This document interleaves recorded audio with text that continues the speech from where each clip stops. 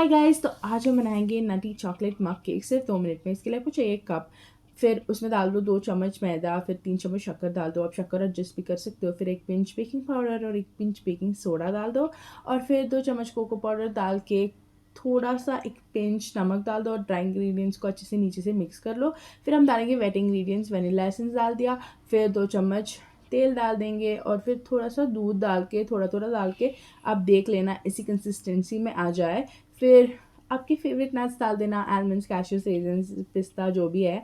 फिर 1.5 मिनट के लिए माइक्रोवेव कर देना। फिर आप टूथपिक डाल के चेक कर लो कि पक गया है, क्योंकि नाश के लिए अपना फेवरेट चॉकलेट 1 मिनट के लिए मेल्ट कर देंगे और फिर थोड़ा सा केक के ऊपर लगा देंगे और थोड़ा सा क्रश्ड कैश्यूज डाल दे रही हूँ।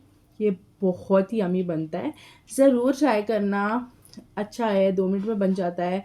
और फिर चैनल को सब्सक्राइब कर देना।